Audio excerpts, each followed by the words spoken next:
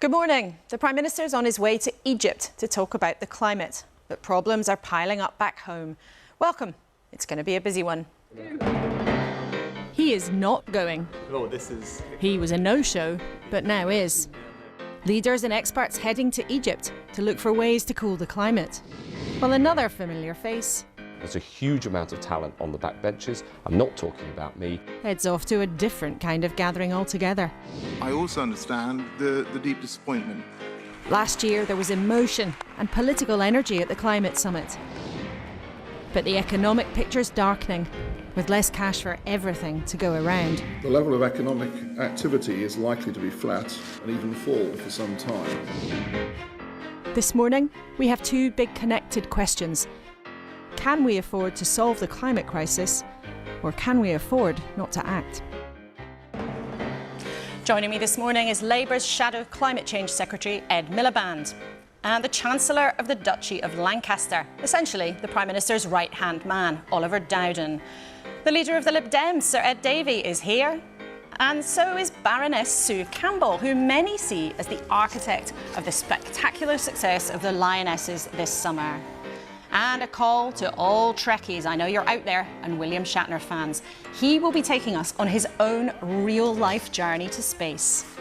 The only mystery was how palpably black it was. And in that moment, I thought I saw death.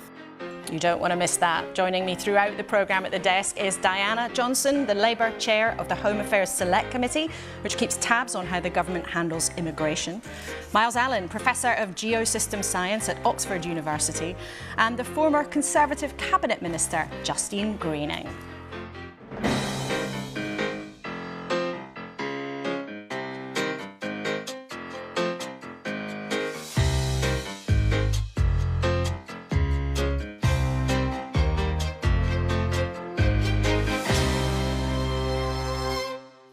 A very warm welcome to you. Now, it is one of the issues of our time, and world leaders, including the will he, won't he Prime Minister, are heading to Egypt for the climate summit right now. So let's crack on with that climate conversation. Miles Allen is one of the country's foremost climate experts, and you invented the concept of net zero. We've seen this year floods in Pakistan, severe drought in Somalia. How quickly do you think climate change is accelerating? Well, we're already at 1.2 degrees of warming, and more than half the warming that we've experienced to date has happened since the 1980s. So that's the speed of change we're seeing right now. And of course, that means that if we're going to limit warming to 1.5 degrees, we've got very, very little time to act. And just remind us that 1.5 level, if it goes above that, that's the... Well, every tenth of a degree of warming increases the risk of these extreme weather events that people are experiencing and the risks of further impacts of climate change. So it's not that the planet falls over a cliff at 1.5 degrees, it just gets progressively worse. And one thing which is very clear is that by the time we get to 2 degrees and beyond, then big systems of our planets, like, for example, tropical coral reefs, will be gone. Start to fail. Well, it's interesting, the COP summit doesn't make it to any of the front pages this morning. We can take a look, lots of different stories there. The Telegraph talking about the Chancellor plotting a tax grab, the Sunday Express having the bank holiday for the coronation, the Observer mentioning a potential nurses' strike. Diana Johnson, it's interesting too that none of the front pages have the immigration story, but what's your view on what we've seen in the last week?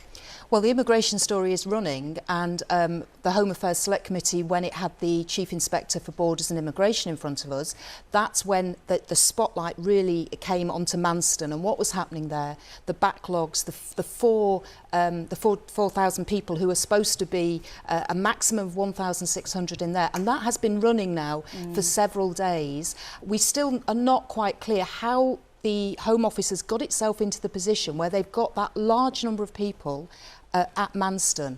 And we've also heard about the cost of hotels, 5.6 million a day that's being spent on hotels. And we're still not really clear what the Home Secretary in her first tenure as Home Secretary, what she did at that stage when it was developing. We'll be putting some of that to Oliver Dowden, but just briefly, Justine Greening, I must also show our viewers a story that they might have missed this morning. The Sunday Times has a series of expletive-laden texts from the Government Minister, Gavin Williamson, to the then Chief Whip, Wendy Morton. Now, on a family show, I don't want to repeat some of the language in there, but they're pretty unpleasant.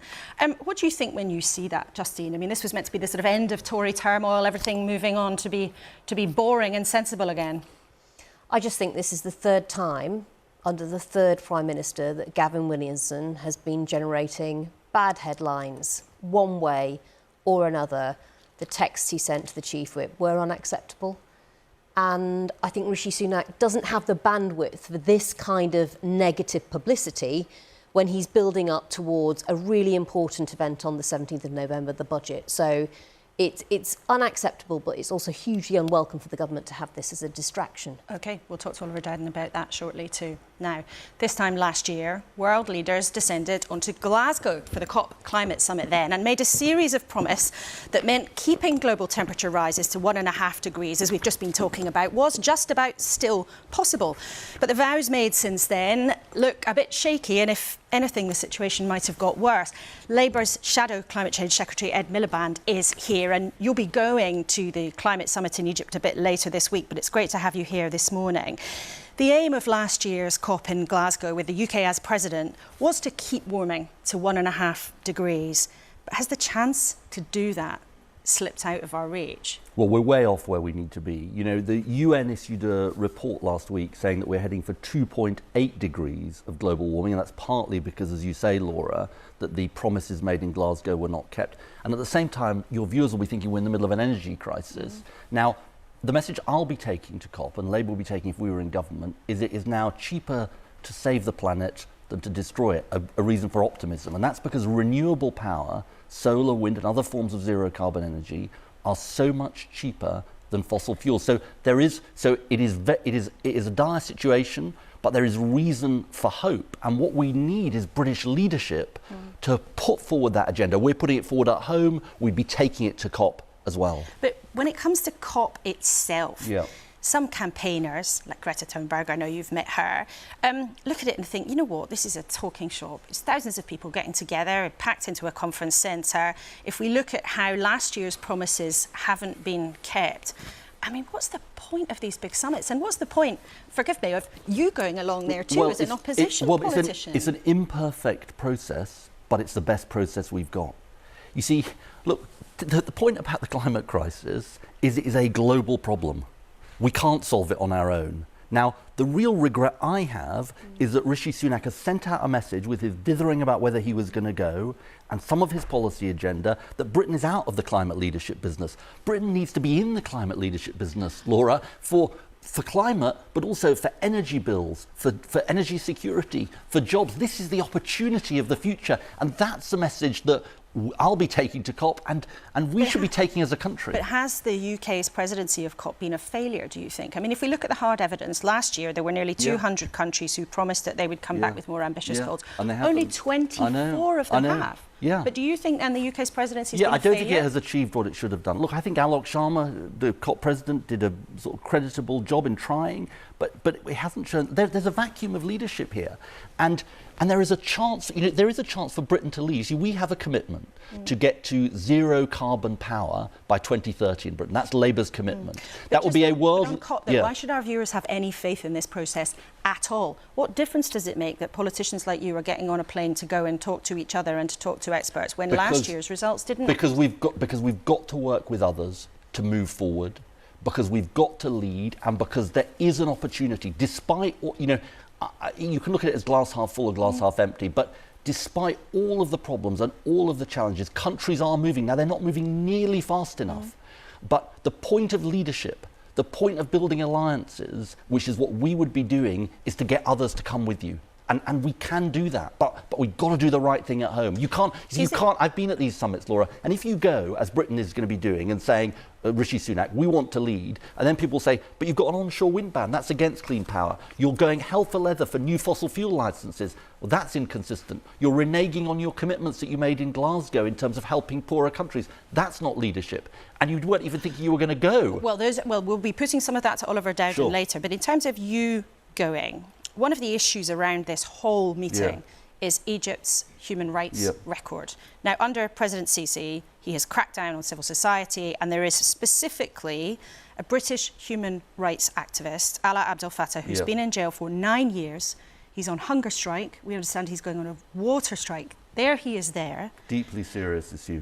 Do you have any sense of shame in going to COP in Egypt? Because some politicians from some countries have chosen not to go on principle I will be raising this issue. I'm going to talk to the family before I go. This is a very, very serious situation. But who will you raise it with? Well, I'm going to make sure that I raise it with the Egyptians while I'm there. Because look, this is a serious situation. This is somebody who is in jail, who has been on this hunger strike. He was jailed because of social media posts, I think. He was jailed for the most wrong-headed reasons. And absolutely we should go, but we can't abdicate from leadership. We can't, we have to go. I'm going to go and raise these issues, but we can't abdicate our leadership But some activists are saying that you should not go because of this. I think it's that you should not be giving Egypt credibility by attending this event. I don't want in any way to underestimate the importance of this issue, the issue that you've raised. But the right thing to do is to go and raise it, and then engage on these really important issues of climate, which is an existential issue facing the world. There certainly is opportunity when it comes to climate change, but people are also often asked to make sacrifice. Sure. Now, why should people in this country think, you know what, yeah, I'm going to change my lifestyle, I'm going to do things differently? When you look at the statistics, and China, India, these huge emitters, what's coming out of those countries dwarfs anything that people in this country could be expected to do to change their behaviour. Because my offer and my appeal to people is that we should go green for better lives, not worse lives. You see, if I'd been on this programme 10 years ago, I'd have been saying to you, this is the ethical choice. Maybe it's not the economic choice, but it's the ethical choice. That's what's changed. Solar and wind power in Britain are 9 times cheaper than fossil fuels. So saying no to that renewable revolution that we need isn't good for bills, it drives up energy bills. Our world-leading commitment to get to 2030 zero carbon power will actually cut bills by £93 billion. Well, it's a source of... People may quibble our with plan for GB Energy, a publicly owned energy generation company, will create jobs across our country. This is about jobs and wealth and opportunity. Except when it comes to GB Energy, which is Labour's plan to have a publicly owned energy company. Yeah. We've been talking to people in the private sector about this and energy experts, and they say, what's the point of doing that? The private sector has the expertise, they have the technology, they're looking for government to lead. They're not looking for government to set it up on their own. Why do that? Well, and why is that a good use of public money? Well, let me explain. Right now, when budgets are squeezed, budgets are tight. Understood. Let me explain. So 45% of our offshore wind assets are owned by foreign governments. Not foreign companies, but foreign governments. Because all around the world, you've got these countries that are recognising that if you have a domestic national champion in energy, it can create the jobs in the supply chain for you, it can guarantee energy security for you, and it can also ensure that you meet your commitments. Now, we're going to be working with the private sector. This isn't to replace the private sector. This is to partner with the private sector. Then it duplicates and it costs extra billions of pounds. Absolutely not. It complements the private sector. It doesn't duplicate it, it complements it because it will drive private investment. You see, some people think, well, if the public sector plays its role, then somehow it will stop the private sector investing. It won't. It will actually lever in private investment. So if you think, to take this week, we've seen, for example, an electric battery manufacturer in Britain, that's a British Volt, in trouble, right? Now, why is that? I've talked to the people involved. They say, well, in other countries, we get support. We get partnership from government, but our government abdicates responsibility. But that doesn't necessarily mean there has to be a publicly owned company. I mean, actually, Rolls-Royce, for example, has got technology that they want to develop and is ready to go. They don't want the government to set up its own company. They want clarity from government, certainly, but you don't have to you don't have to spend taxpayers' money setting up your own company to do so. I don't agree with that, because all of the lessons from around the world are that if you want to build the supply chains, if you want to ensure you can move at the speed you need, if you want to invest in newer technologies, which the private sector is worried about in terms of risk, like floating wind and green hydrogen and others, then you need that partnership approach. Okay. And just be clear, this is a partnership approach. OK, I know we're going to be talking that a lot, probably all the way up until the next general election. But this week, just to go back to COP, part of the debate is going to be about the richer part of the world paying the poorer part of the world to help them deal with carbon costs. And some people even call it reparations. Essentially, wealthy countries ought to be giving money to countries that are finding the impact of climate change very profound and difficult. Would a Labour government pay reparations to developing countries for climate change? I don't see it as about reparations. And actually, when you talk to lots of campaigners, they don't. This is about the issue of so-called loss and damage. This is the fact that poorer countries are facing massive effects of climate change we see it all around the world. We see it. And we can quibble about the terminology. Well, no, the terminology matters because lots of people but are also allergic to the term But reparations. our viewers will want to know also if a Labour government would transfer large amounts of cash to the developing world, including to China. Would Labour give money to China? It's not about China. No, it's not about China. So I don't think China isn't necessarily asking for money. Look, this is about poorer countries that are on the front line of the climate crisis. Pakistan had these disastrous floods recently, 30% of the country underwater. So this is about global solidarity. I mean, yes, we have some historical responsibility, but this is about global solidarity, and it's absolutely part of our aid commitment. We don't think the government was right to cut the 0.7 aid commitment. But so you would, just to be clear, and I'm not saying it's right or wrong, but to be clear, a Labour absolutely, government would it's about supporting poorer money. countries, completely right. And let me just say, it's morally right, Laura, but it's also in our self-interest too. Because if we don't act and if we don't help countries around the world, we're going to end up with the problems that countries face in terms of refugees, for example, coming back onto us. Except that China is part of the group of countries that is asking for loss and damage, to use the COP terminology. We should recognise loss and damage, absolutely. Including for a country with as much money for China. It's not about giving money to China. I promise you, Laura, it's not about giving money to China. That's not what this is about. This is about countries like the Maldives, like Pakistan and others. And we have aid commitments. Now, unfortunately, the government has resigned from many of our aid commitments, but it is absolutely about recognising our moral responsibility. OK, Ed Miliband, thank you so much for coming in. We'll be watching carefully what happens at the COP in the next couple of weeks. Thank you for being here. Now, these are the latest pictures from COP, where world leaders are jetting in today to Sharm el-Sheikh, that resort. As we know, world leaders and their delegates are preparing to spend a whole 2 weeks wrangling about what happens next to protect the planet. But what happens in Sharm el-Sheikh is important, not just because of climate change, but also because the UK has been the president of COP for the last year. So Britain's reputation is also on the line, not least for the new Prime Minister. His right-hand man, Oliver Dowden, is here, otherwise known by your posh name, the Chancellor of the Duchy of Lancaster, but essentially you have a cross-government role trying to make things happen. The UK's reputation is important in the context of this climate summit. We're way off course, as we've just been discussing. The British presidency has not been a success, has it? I don't think that's a fair characterisation. I think actually if you look at what was achieved with the former Prime Minister at Glasgow, we made important steps forward, but it's clear that at Egypt we've got to make further progress. I think the United Kingdom government is delivering a lot, but clearly we need to have agreement across all nations, and this is an important milestone. I think you find with these COPs, as you go through each one, is critical because you need to keep that momentum going, and that's the challenge. But the momentum from Glasgow has stalled, though, has it not? I mean, with the best will in the world, it's only 24 out of 193 countries have kept the promise that they were going to come back with tougher targets. And the UK itself has not yet paid all the money that it promised. So how can you say that actually it's been a success? Well, we got some important commitments at and they've COP. Not been of kept. Course, we need to make more progress, and that's precisely what's happening at Egypt. And I hope we make that progress. In terms of what the United Kingdom government itself has done, if you look, for example, at renewables in the energy sector, there's been a 4 or 5-fold increase since the Conservatives came to power in 2010. So we are making big progress. And of course, we were the first country, pretty much major country in the world, to legislate for net zero by 2050. And that was a Theresa May decision. So there's very strong commitment. But your own government. climate change committee, who are the sort of independent arbiters who check your homework, they've said that the UK is way off track. Well, we're making good progress, but we still have more to do, as all countries have more to do. And I think that's one of the challenges of the Egypt conference, to make sure we continue to make that progress. There is a sense, though, Oliver Dowden, that the urgency that was palpable, really, at Glasgow last year has faded. And if you look at what's happened in this country, you know, the climate chief, Alok Sharma, has been booted out of the cabinet. The government has granted 130 new gas and oil licences.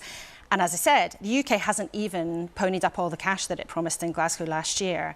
It's slipped down the agenda, hasn't it? I think that's totally not the case, and I know those things are all true. First of all, I know. Well, I'm happy to deal with each of those things, Laura. But I know that the Prime Minister is personally very, very strongly committed to this, and you just have to look at his record. Whether that was over £30 billion worth of climate-related support agreed in the last spending review, his commitment to the Environment 25-year plan, that was restated over the summer. I mean, in terms of Alok Sharma, who was an excellent president of COP, his time as president of COP was going to expire in a couple of weeks' time. I think most people are sick of having cabinet reshuffles, so the idea was just to bring this forward by a couple of weeks. But the Prime Minister's commitment remains absolute to this, and actually such was his desire to go that he was working over last weekend, made good progress with the autumn statement in the early part of last week, so he's now able to go to COP to show our commitment to this. Such was his desire to go that he wasn't going to go? Yes, well, the first priority coming in was to deal with this economic crisis that we've been facing. And of course, we had to make sure that we got the autumn statement in the right place. Now, thanks to the work that's happened over last weekend at the early part of this week, he's now been able to make sure that he can go to that summit. And that's an indication of his commitment to it. We spoke to Ed Miliband about Alaa Abdel Fattah, the British-Egyptian human rights activist who's in prison in Egypt. It's the government's role to try and get him out. Is there any chance of that happening? Well, we continue to raise this case at all levels, and I know that the Foreign Secretary has raised it very recently with his opposite number. Of course, you wouldn't expect me to go into the contents of individual meetings that the Prime Minister will have when he's at Sharm el-Sheikh, but I know that this is top of his agenda as well. And will he raise it with the Egyptians when he's there? That will be up to the Prime Minister, but I know that he is very concerned about this case and it has already been raised by the Foreign Secretary, so I'm sure he will raise it at appropriate forums. I don't know exactly where he will raise it. OK. Let's look at something else, a different topic that's been really worrying people, I think, this week. Let's take a look at this on the screen. I just want to show you a graph. Now, that is the increase in the number of people crossing the English Channel in small boats. The green line for our viewers is what's happened this year. Look at it, growing year upon year upon year. You're not in control of our borders, are you? Well, this is a totally deplorable situation. It is unacceptable that we now have the situation, as you can see from that graph, with almost 40,000 people crossing the channel. Yeah, and you're responsible for managing it. It's dangerous for the people concerned.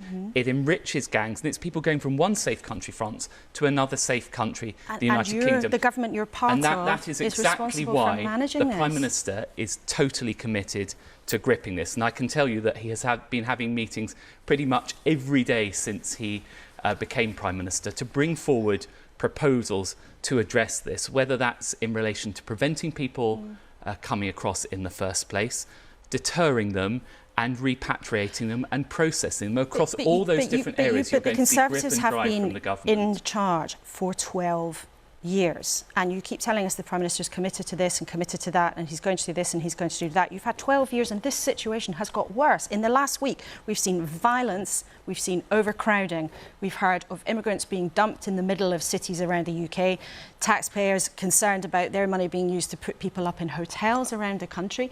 This is chaotic, isn't it? Well, if you're talking about the specific situation at Manston, it was the case that there were far too many people at that Manston site. It has a capacity of about 1,500. At one stage, there are up to 4,000 people there. We continue to make good progress removing people from that facility. The latest numbers I have is that there's about 1,800. So we're confident that by next week we'll be back within capacity. So that situation is being dealt with. But how has the government allowed this situation to get so bad? Well, there's a range of contributing factors that have driven this surge of people across the Channel. For example, it was the case a few years ago that many people went across on the Channel Tunnel. They were able to get access to the site around there. As we've tightened up on that, this has created another problem with people crossing the Channel. And Laura, I do not dispute for a second that this situation has gone too far and why people are angry about it. Now, you've seen efforts from the last government to address this. Clearly, we need to do more on this, and I can tell you that the Prime Minister is totally seized of this to make sure that we work through each aspect of this to make sure that we start to control these numbers. And I'm not going to say this is going to be easy at all. It will be challenging for any government, and we're not going to get some sort of panacea to it overnight. But it is legitimate for people to expect us to grip this, and we will. And can you give people this morning a commitment that the numbers will fall? Well, of course, we need to make sure that we bear down on those numbers and seek to see a reduction in those numbers. And if you see the kind of exponential growth you saw on that chart, 2018, 2019, 2020, we can't continue with that kind of rate of growth. Because actually the people that really pay the price for this are the legitimate refugees, whether that's from Ukraine or Afghanistan, where we're less able to accommodate them. OK, I'm sure we'll talk about this subject again in the next few weeks. I want to show you something else. For the audience, these are messages we can put up on the screen here that Gavin Williamson, who I think you're his boss in the Cabinet Office, a government minister, sent to the then Chief Whip, Wendy Morton. Now, I'm not going to read out everything they say because they're pretty vile. They contain some pretty unpleasant language. Is that an acceptable way to talk to a colleague? No, it's not. And these were sent in the heat of the moment at a very difficult time. Gavin accepts that he shouldn't have said these things and that he regrets it, and we should all treat each other with respect and courtesy, and that was not the case there. The problem with this is that Rishi Sunak, your boss, said on his first day moving into Downing Street that he was going to have a government with the highest integrity, the highest accountability and the highest levels of professionalism. He gave Gavin Williamson a job back in government, even though he'd been warned that there was a complaint of bullying. Well, it was no secret that Gavin Williamson and others indeed didn't enjoy a good relationship with the Chief Whip at the time. It was not the case, though, that the Prime Minister saw the detail but he knew there was a complaint against Gavin Williamson. Well, the complaint itself is ongoing, and I don't think it would be appropriate for me to prejudge that. And obviously it has to be treated with confidentiality. What's to prejudge? We've all seen the texts. There's no dispute. Gavin Williamson has said he did it and he knows he shouldn't have done it. I don't think viewers will think this morning there has to be some sort of big investigation. He did something he shouldn't have done that was obviously very unpleasant for the person who received those text messages. The Prime Minister knew there was a complaint about him bullying people and he gave him a job anyway. What is to investigate? Surely that's a complete contradiction of your boss's ambition to have a government of the highest integrity. Well, on the facts of that exchange, as I said to you, that's not acceptable. He shouldn't have said it. He has said that he regrets doing so. He has given some context, which was that this was at the time of heightened frustration. It was, remember him as a backbencher to the Chief Whip. What, so if you're in a bad mood, it's OK to talk like that to a colleague? This is not acceptable. However, there is this complaints process ongoing, and it was not the case that the Prime Minister had seen this exchange of messages. So there's no consequence for Gavin Williamson for doing this? Well, as I said, punishment, Laura, no consequence, he just says sorry and you move on? The complaints process is ongoing, so I don't think, you can't say you're going to have a complaints process and then have a minister come on this show and start to prejudge that. What is right for me to say is that this is not acceptable. That is what Gavin himself has accepted. But I'm also saying to you is let that process complete. I think what a lot of our viewers might also say is that the message that the government has sent by giving him a job in the knowledge that there was a complaint about him is that it's OK to do that and get a job back in government.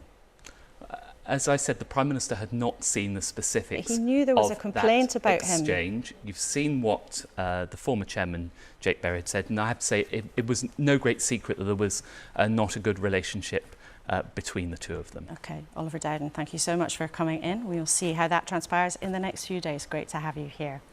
Now, I think our ears were pricked up by our panel during both of those interviews. Let's see what this morning's Brains Trust had to make of it all. A lot in there. So, first of all, to you, Miles Allen. You heard both of our politicians there talking about climate change, talking about the UK's approach. What's your reaction to their level of commitment? Well, they're both trying to make the best of it, of the situation we're in. But, I mean, I think we also need to be real with people about where we are. I mean, when we discovered the need for net zero emissions 15 years ago, we just burned through each of these little, in case you're wondering, each of these little lumps of coal represents 500 billion tonnes of fossil carbon. OK. And if you burn it and dump all the CO2 in the atmosphere, that causes 1 degree of global warming. So when we first discovered the need for net zero 15 years ago, we just burned through the first 500 billion tonnes. OK. That took us 250 years. OK. 15 years later, we're 1/3 of the way through the next 500 billion tonnes, burning it as fast as ever, and that one will take us to 2 degrees. And in the meantime, we've decided that actually we'd like to stop at 1.5. So the thing that I would love for all of these politicians to acknowledge is we have to stop fossil fuels from causing global warming before the world stops using fossil fuels. But some climate activists would say that that is a controversial thing to say, that it should be, let's get rid of fossil fuels, let's get off the addiction to carbon. But you're saying there isn't time to do that. It would be great if we could all just say no to fossil fuels. But fossil abstinence isn't working. We need to stop the problem at source, and it's perfectly possible to use fossil fuels without causing global warming. You just have to stop putting the carbon dioxide they generate into the atmosphere. The cost of capturing every single molecule of carbon dioxide generated by the natural gas we use in the UK would be 4 pence per kilowatt hour. We currently pay on average, the energy price cap is 34 pence. And yet nobody's asking the fossil fuel companies that supply us with that gas to deal with the carbon dioxide they generate in that way. Well, I think you've just set down a big challenge for the politicians, and it's very, very interesting to hear that and understand things better with the use of your props there. Diana, what did you make of Oliver Dowden's answers on immigration? I mean, the government is in a bad position politically on this. The Home Secretary, we can see today, wrote an opinion piece in the Mail on Sunday saying that people who come illegally are not welcome, even though Britain is generous. But we've also seen, you know, reports of violence, the overcrowding at Manston, problems at a migration centre in London yesterday. So what did you make of his account of himself? Well, I think he's failing to recognise that this has been building for some time. This is not just something that's happened in the last few weeks with the increasing number, as we all know, of people coming across in small boats. You know, there's a huge backlog in the asylum system, 117,000 people waiting for initial decision. We know that 96% of the people who came across in small boats last year are still waiting for a decision. So this has been building. It seems to me the Home Office were already planning for increasing numbers this year. And that's why I'm so surprised. They've got themselves into such a mess at Manston. So you know, this is successive governments. They've been watching these figures grow. And there was quite a lot of talk, actually, with Ed Miliband and with Oliver Dowden about leadership. And one of the things that the government need to do is provide some leadership in terms of dealing with European countries, because we don't have deals about returning people. We haven't really got the excuse me, the correct arrangements with France in order protecting the border and making sure people don't travel. But while we know that we think that the Prime Minister is going to meet Emmanuel Macron actually at the COP summit, of course, these whatever the subject, there's always opportunities for diplomatic moments to occur. I know you are a Labour politician, but you also study this stuff carefully. What do you think has actually gone wrong? I think, to be honest, we produced a report from the Home Affairs Select Committee in the summer. We were very clear in that the government had taken its eye off the nitty-gritty, the day-to-day dealings with immigration, having the right number of people dealing with asylum claims. The government said they were going to have 1,000 decision makers by the end of last year. They missed that target. They've taken more people on. There's some stories in the press today about they've taken people on, but are they getting the right training and the right support to make good decisions? Because if you don't make good decisions, then you end up with appeals. The whole thing goes on and on. But the key thing about Manston is that the fact is you've got so many people waiting for decisions in hotels. That's the blockage, and that's why the Home Affairs Select Committee says the first thing they should do is clear that backlog. That would open up the system. OK, so problems along the chain. Justine, with the autumn statement coming, of course, there's a lot in the papers this morning about the possible different options for the economy. Now, you were, and we can see the pictures here, part of George Osborne's team in 2010. Yeah, looking a lot younger. I think we all looked a lot younger then. Now, that was a huge political and a huge economic moment. New coalition government came in, made some very tough decisions on spending, cut a lot of budgets. How would you compare this moment? And what do you think the scale of the challenge is? I think it is another moment. I think we're in a moment. We're a country that's left the European Union. We've had COVID, and we're now coming into a very difficult economic time. But actually, it's about building for the future. And so you're right, we did do the emergency budget, but the backdrop was actually very different. It was a credit crunch. We'd fought an election on being a government that needed to get Britain's finances into shape and live within its means, and we then got on and delivered that. So you had a mandate to do it? We had a mandate to do it, and it's also fair to say interest rates were low, and so people had if they had mortgaged more money in their pockets. I think the challenge now is it's a very different world. What the markets want to see is a long-term plan for Britain getting its public finances in order, but that also ties to this mandate that Boris Johnson won on levelling up. It's this issue of too many lives off track in Britain that cost money and needing to get them on track. This issue of people being disconnected from opportunity, and this being a country where people can't afford to heat their homes, they can't afford to put food on the table, but at the same time, companies I work with on social mobility are saying they can't find the skills to fill great jobs and careers that they've already got. So this is a time, I think, on the 17th of November and beyond, where we take a decision, just as governments took a decision after World War II. Is it too hard to create the NHS or welfare state? We could have thought it was, but actually we need to do that as an opportunity. We need to make sure that Britain is now connecting people up to opportunities and clearing the way for talent to succeed. OK, all three of you, thank you very much for now. It's fascinating to hear you say that this is like a sort of post-World War II moment. We'll see, of course, what the government comes up with next week. And in a moment, we'll hear from Sir Ed Davey, the Lib Dem leader.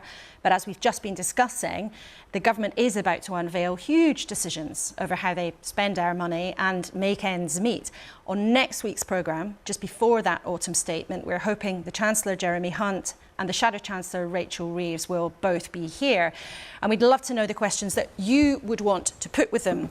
What is going on with your family budget? What's going on maybe in your own business or your job in public services?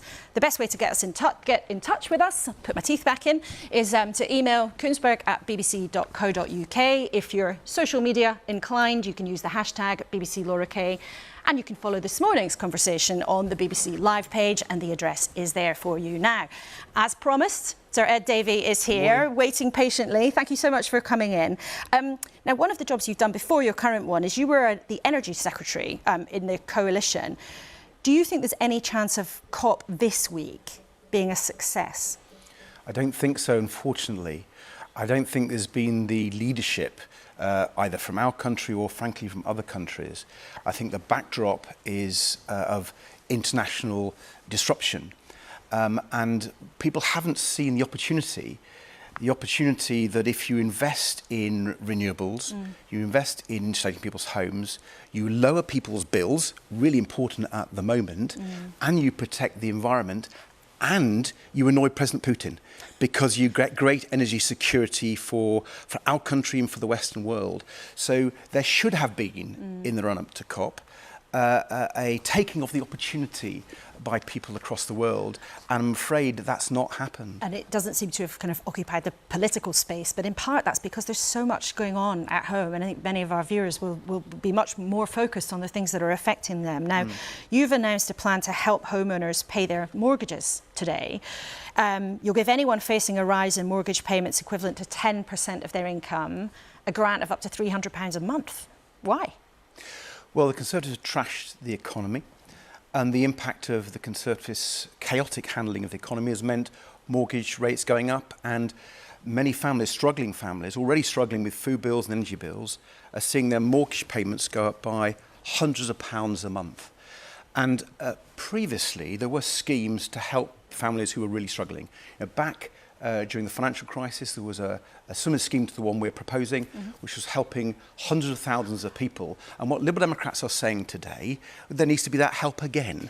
And I'm quite alarmed, frankly, Laura, that the Conservatives who caused this mess, who are causing the pain for hundreds of thousands of families, are not actually trying to help them. But would people who own their own homes, and they may have a mortgage, but people who have, therefore, assets, some of them might be on very high salaries, are they really the people who need the most help right now? They won't get help in this scheme. They didn't in the past. We're learning... So would it be means-tested, this scheme? Well, it's only going to go to those who are really struggling. I mean, how then? What does that mean? Would it be means-tested? Let me just take you through. Essentially, we think that the banks and building societies, the people who are lending the money, have got to really reach out and help their customers. If people are struggling, the banks and building societies need to work through with people who've got arrears and people who are facing repossessions. So there is a real onus on the banks and building societies to But how would your scheme work? Step up. But if they fail, and if it's still a problem, and so we're talking about people who are really struggling, then there needs to be some help from the government, as there used to be.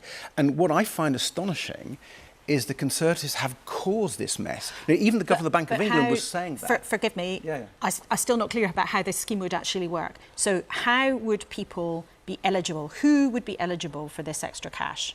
Well, those people who are seeing their mortgage payments go up the most and who are struggling the most. I mean, we've got the lessons from the past. I mean, we're not creating something completely new, Laura. This is something that used to be there to help people who were facing repossession, facing homelessness, people who are really struggling. But I'm still struggling to understand actually how it would work. So I hear the sentiment. You want to help the people who are having a really hard time keep up with their mortgage payments, and there will be many people in that situation. But who would actually get the help? Well, first of all, they've got to be struggling. How do you define that? Well, both in terms of what's happening with their ability to repay their mortgages. If they're having a real problem, they're facing months of arrears, facing the potential of repossession, by definition, they are struggling. So they're almost self-defining. And then we would look at how much their mortgage payments have gone up. And I come back to this, Laura. There used to be this scheme. Used to be schemes like this that used to help people, used to help hundreds of thousands of people. But would there be any limit on if somebody watching this morning might actually be quite well paid? They might be a senior teacher, for example, or somebody might be earning, say, £60,000-70,000, which is a very generous salary. But they might have seen a huge increase in their mortgage payments, maybe of £5,000, £6,000, £7,000 a year. Would they be eligible for help, somebody on that kind of salary? Because they might feel that they're absolutely struggling, and yet they're on 3 times the median salary. Well, I agree with you. There are loads of people who are struggling all across the income scale, and the government needs to find different ways of helping them. Most of all, not making the mess in the first place. But let's be clear, people who are struggling the most, who could face repossession, we're targeting our help at those, as used to happen. That seems to be reasonable. Okay, but although I don't think our viewers need it to point us out, but you're not giving us details of exactly who and exactly how the decisions will be made. But many of the people who are struggling are people who rent. Now, why are you giving help, offering very generous help potentially to people who own their own homes, and nothing extra for renters? Oh, well, we have a package to help renters too, and we're particularly calling on the government to implement their long-promised plan, when they just keep delaying it, that there should be a ban on no-fault evictions. But that's got nothing to do with people not being able to pay their bills. Well, it has absolutely, I'm sorry, but in terms of cash help, I know the wider implication, but in terms of cash help, you've got a big offer to people with mortgages. Is there a similar cash offer for people who are struggling to pay their rent? Well, in the past, there used to be a similar scheme, which is what we're modelling on, for people on mortgages, and the Conservatives got rid of that. There is a help for people who are renting. It's called housing benefit. And so what we're doing in bringing back this mortgage protection fund is bringing back something that the Conservatives got rid of, so we can balance up between people who are struggling with their mortgage arrears and people who are renting.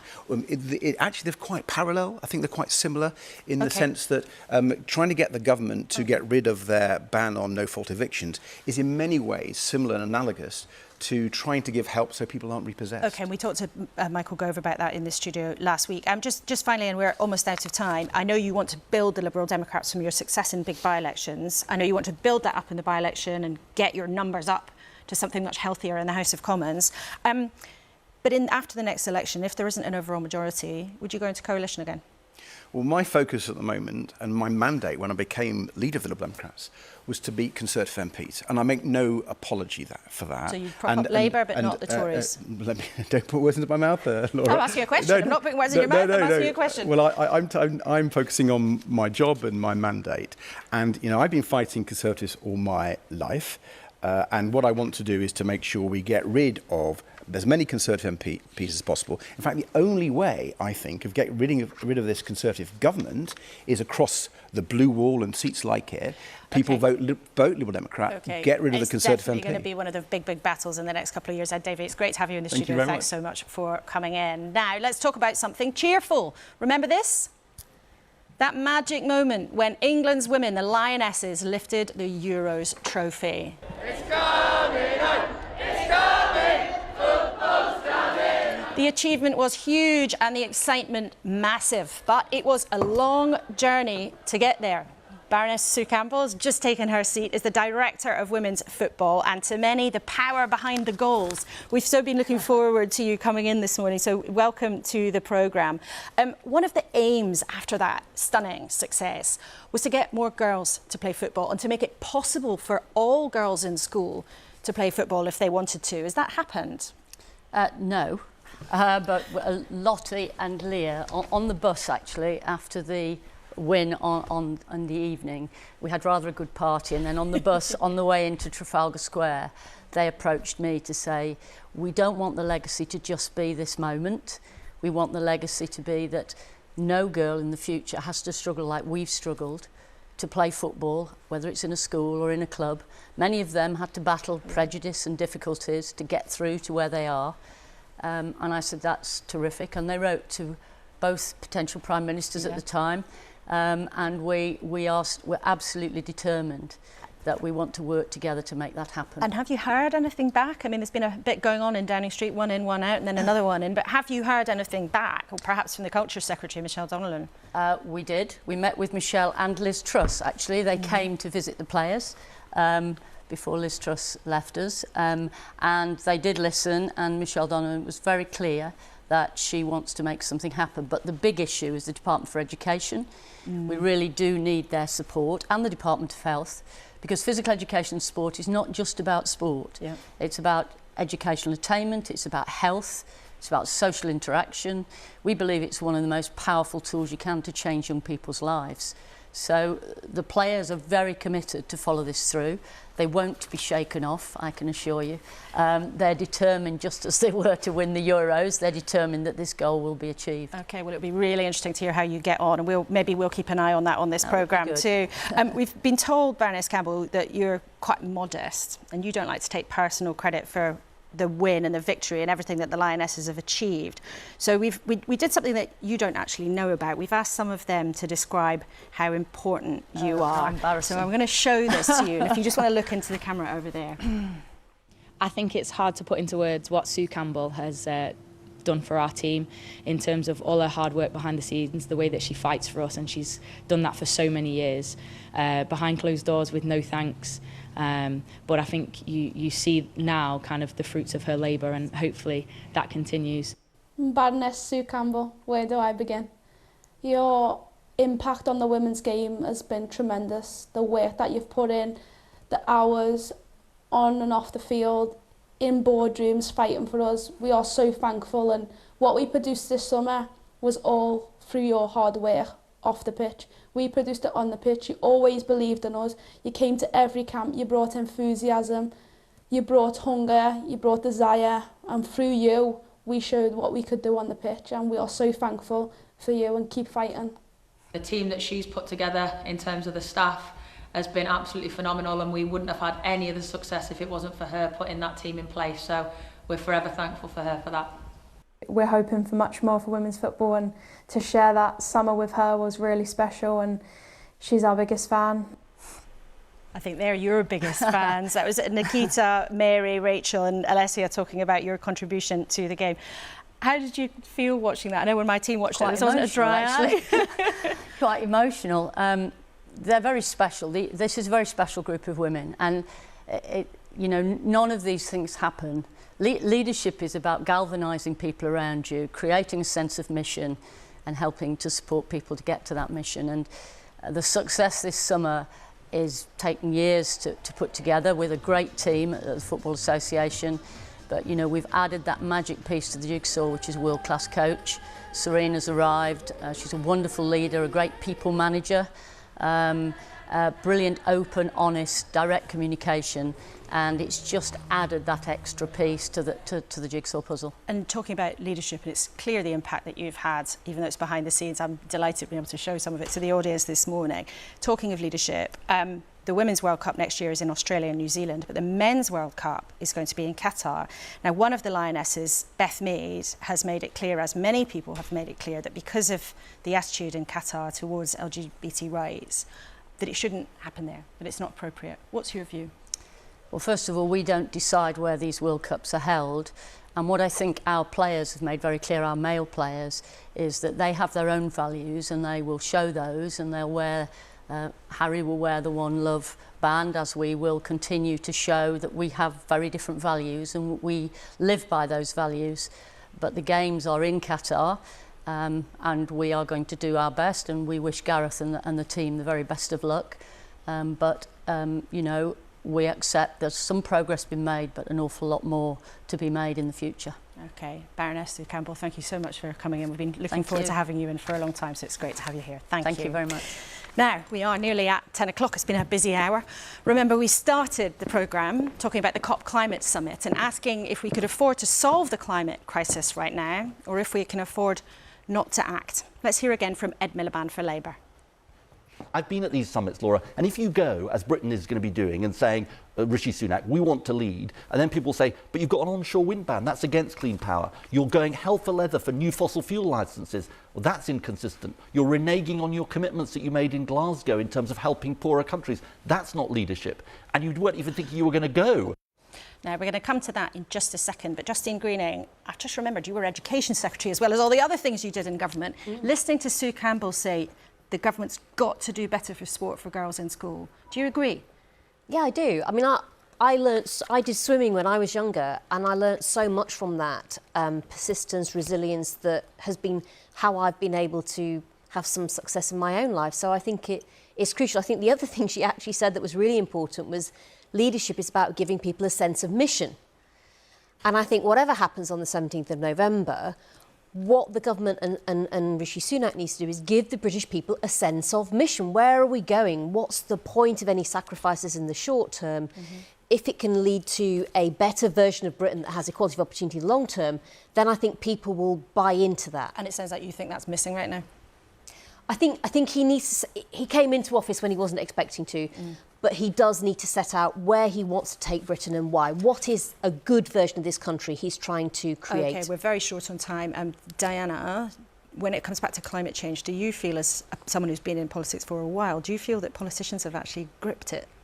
No, but I think we're starting to, and I think there's a real impetus now to do much more. Can I just go back to what Justine was saying? Levelling up was what this government, back in 2019 when they were elected, that was their mission statement, levelling up.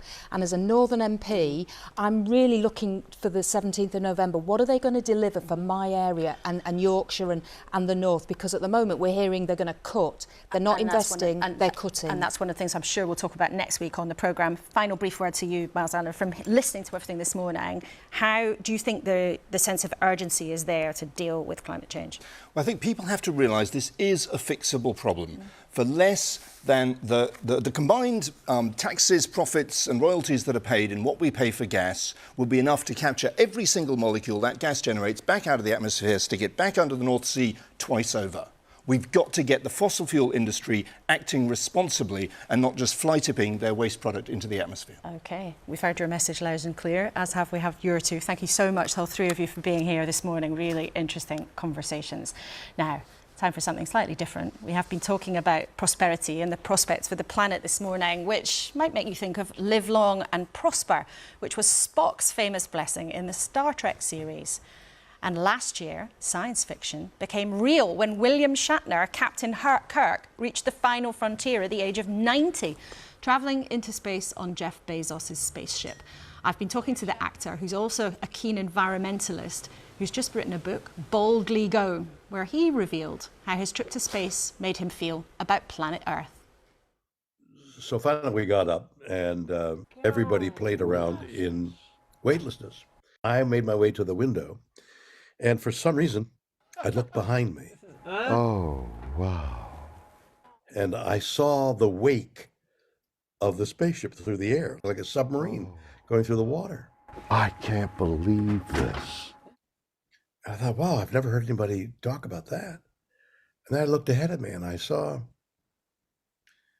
the blackness of space. And I've had a great deal to do with space, you know, and I've talked to scientists and I've looked through telescopes and I've loved the mystery of space. But that blackness had nothing to it. There was no alleviating mystery there. The only mystery was how palpably black it was.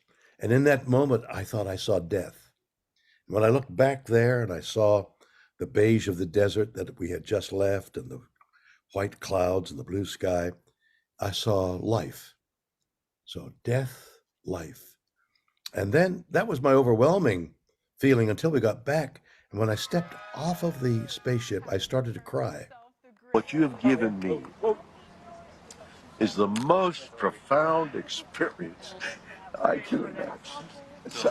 I'm so filled with emotion about what just happened. It's extraordinary, extraordinary. I was weeping and I had no idea why.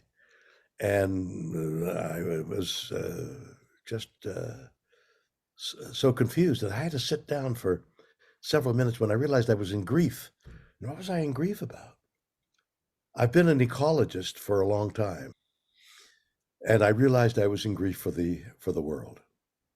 You write in your book about the fragility of Earth and how everything in nature is connected, and how if we remove any of those links, everything ends up endangered. That's what I think the point of my book is, the interconnection of people to nature, of nature to the universe. And I tried to give that sense of vibration, being aware of how connected we all are and how to tune in to that vibrating universe.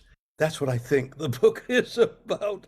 It is about that, but it's also about the impact you fear the human race is having on the planet and how you see that accelerating. We don't realize how close we are to total destruction. We are on the edge of a precipice. It isn't like, oh, we're wandering along a path and maybe we should turn off the path. We're about to go over the edge. We're killing ourselves. That's the imperative of what it is. Are you worried about? No, I'm not worried about it. I'm in the agony of my kids, my grandkids. It's just terrible. And everybody's saying, well, maybe there is, maybe there isn't, and we'll get to do something soon. And we're at war. The war is using up all our energies that should be going to taking care of the earth. We're destroying. It's just the madness, the insanity of it is just plagues me to the degree of anger and sorrow. Why, though, is it the right thing for there to be a sort of billionaire space race? Should people be engaging in space travel for fun, as you did, given the amount of resources and carbon that uses? One element of getting into space, though, which is Jeff Bezos' idea, which is to get all the polluting industries up into 200-300 miles into orbit and have our industry up there, polluting up there where it doesn't matter, and get the people and have the people live up there and have the people come down onto Earth, which is now green and non-polluting and like it was before the Industrial Revolution or something like that. So I said, well, that's 100 years from now. He said, well, got to have hope. Without hope, what do you got? And tell me more about how the journey into space in real life changed how you think of your own sense of mortality. It made me this emotional thing you're looking at right now. So I saw the curvature of the earth, and everybody talks about it, but if I continue the circle it with my finger, I could circle this little rock that we're all living on. We're on this little insignificant rock, going around an insignificant star in a somewhat insignificant Milky Way, and we're billions upon billions of what we can see, which only means what we can see, because it doesn't make sense to me that what we can see is all there is. And finally, live long and prosper is that phrase you'll be very familiar with. You've certainly lived long and well and prospered in all sorts of ways. What's been your secret? That's no secret. I mean, I think that as I get closer and closer to dying, I think I see how precious life is. And if only we could inculcate that we do, in our children. If only we keep that curiosity of children alive.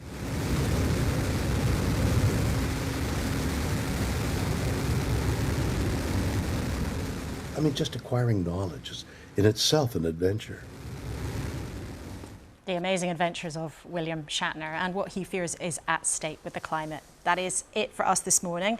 When it seemed that although politicians of all stripes say they want to ease the climate crisis, when it comes to action, that's not so straightforward. And the atmosphere is certainly very different to this time last year, when that huge climate get-together, COP in Glasgow, did have a real sense of urgency. We will be watching carefully to see what happens in Egypt and what is or is not agreed. And I can't help thinking we haven't heard the last of that embarrassment for the Conservative Minister, Gavin Williamson. It's early in his time in office for Rishi Sunak to be dealing with that kind of mess. You can, as ever, catch up on anything that you missed today on the iPlayer. And don't forget to email us with what you'd like to ask the Chancellor or Shadow Chancellor this time next week. Till then, thank you for watching and goodbye.